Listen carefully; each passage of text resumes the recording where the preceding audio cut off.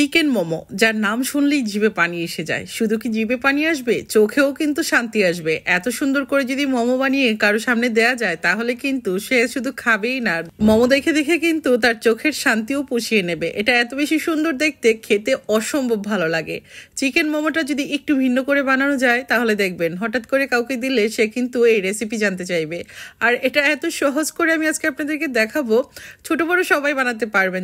বউ সুন্দরী চিকেন মোমো বানানোর জন্য প্রথমে আমি একটা ডো তৈরি করব। আর সেজন্য এখানে 1.5 কাপ পরিমাণ ময়দা আর স্বাদ মতো লবণ দিয়েছি। আর এখানে রুম টেম্পারেচারে থাকা ঠান্ডা পানি দিয়েই কিন্তু আমি একটা ডো তৈরি করে নিচ্ছি। এই ডোটা একদম সফট হবে না, একটু শক্ত টাইপের একটা ডো হবে, যেহেতু চিকেন মোমো তৈরি করব আজকে। আমার ডো কিন্তু রেডি। এখন একটা পাশে আমি এটা রেখে দেব। যেহেতু আজকে বউ সুন্দরী চিকেন মোমো তৈরি করব, তাই আমি এখানে কিছুটা কালারফুল করতে চাচ্ছি। আর সেই জন্য কিন্তু পানিতে সামান্য লবণ দিয়েছি আর একটু ফুড কালার অ্যাড করেছি। এখন আমি এখানে জর্দার রংটা দিয়ে আর একটা ডো তৈরি করে নিচ্ছি ময়দা দিয়ে। আর এই ডোটাও কিন্তু একটা পাশে আমি রেখে দেব কিছুক্ষণের জন্য। আমি এখন ভিতরের যে টপিংটা সেটা তৈরি করব। আর সেটা তৈরি করার জন্য আমার লাগবে চিকেন কিমা।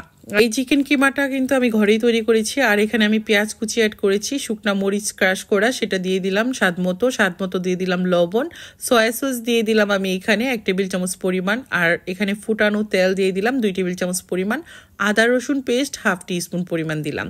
এখন সব উপকরণগুলো খুব ভালো করে মিলিয়ে নিচ্ছি। আর একটা জিনিস অ্যাড করেছি, সেটা হলো সাদা গোলমরিচের গুঁড়া আমি 1/2 টিস্পুনের চেয়ে কম একটু অ্যাড করেছি। এতে করে কিন্তু মোমোর টেস্টটা অনেক ভালো আসবে। আর এদিক থেকে মোমো ভাপ দেওয়ার জন্য একটা হাঁড়িতে পানি দিয়ে একটা স্ট্রেনার বসিয়ে দিলাম। এখন মোমো তৈরি করার পালা। আর আমি যে ডোটা তৈরি করেছি সেটা কিন্তু এতক্ষণে অ্যাক্টিভ হয়ে গেছে। এখন বড় করে একটা রুটি বেলে নেওয়ার পালা। আর বড় রুটি বানানোর জন্য আমি এখন একটা বেলুন দিয়ে বেলে নিচ্ছি একটা বড় বিশাল আকারের রুটি। আর রুটিটা কিন্তু খুব বেশি মোটা হবে না বা একদম যে পাতলা তাও না, তবে মোমোর মানে যে রুটিটা সেটা পাতলা হলেই কিন্তু বেশি ভালো লাগে, কিন্তু খুব বেশি মোটা করা যাবে না। ওকে, তো এখন আমি এরকম একটা কাটার দিয়ে কেটে নিচ্ছি সবগুলোকে সাইজ করে। আপনার হাতের কাছে এরকম কুকি কাটার না থাকলে স্টিলের কোনো গ্লাস বাটি দিয়েও কাটতে পারেন।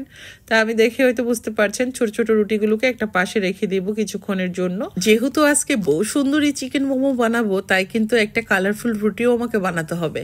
আমি যে ডোটা কালার দিয়ে করে রেখেছিলাম, এখন সেই ডোটা দিয়েও একটা বড় করে রুটি বেলে নিচ্ছি। আর এই তো দেখে হয়তো বুঝতে পারছেন, সেম ভাবেই কিন্তু আমি এখন কুকি কাটার দিয়ে কেটে নিচ্ছি। এভাবে করে কাটলে না সহজ হয়, খুব তাড়াতাড়ি করে মানে নাস্তাটা তৈরি করে ফেলা যায়। আর আপনি চাইলে কিন্তু এখান থেকে ডো নিয়ে ছোট ছোট করে রুটিও বেলে নিতে পারেন, তবে আমার কাছে মনে হয় এই প্রসেসটা সব থেকে মানে ইজি। আর এখন 4টা রুটি দেখে হয়তো বুঝে নিয়েছেন কিভাবে রেখে দিলাম। একটার উপর একটা এভাবে করে রেখে দিয়ে তার উপর আমি চিকেনের যে কিমাটা তৈরি করেছিলাম সেটা দিয়ে দিলাম লম্বাটে করে। এখন যেটা করছি এটা দেখে বুঝে নিতে হবে। এখন আমি হাত দিয়ে একটু হালকা হাতে চেপে চেপে বসিয়ে দিলাম। আর এই তো এভাবে করে পেঁচিয়ে নিলেই হয়ে যাচ্ছে কিন্তু আমাদের বউ সুন্দরী চিকেন মোমো। একদম একটা গোলাপের মতো লাগছে না বলেন তো? এত সুন্দর করে যদি চিকেন মোমো বানিয়ে কারোর সামনে দেয়া যায়, সে কখনো কি খাওয়ার জন্য না বলবে না কিন্তু। তো যাই হোক, এবারে শীতে প্রিয়জনদেরকে নিয়ে এই চিকেন মোমো বারবার বানিয়ে বাসায় পরিবেশন করবেন, দেখবেন সবাই কিন্তু আপনার প্রশংসায় পঞ্চমুখী হয়ে যাবে।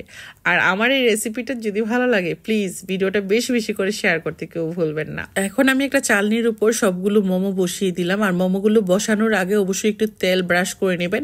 আর এই তো আমি এখন বাকি মোমোগুলো বানিয়ে এর সাইড থেকে বসিয়ে দিচ্ছি। আমি এটা 10 মিনিটের মতো ভাপে বসিয়ে রাখবো। ফুটন্ত টকবকে পানির মধ্যে 10 থেকে 12 মিনিট এটাকে ভাপ দিলেই কিন্তু হয়ে যাচ্ছে। খুব সুন্দর করে কিন্তু আমার চিকেন মোমোগুলো হয়ে গেছে। আর এটা দেখতে মাশাআল্লাহ অনেক বেশি সুন্দর হয়েছে, খেতেও কিন্তু অনেক টেস্টি।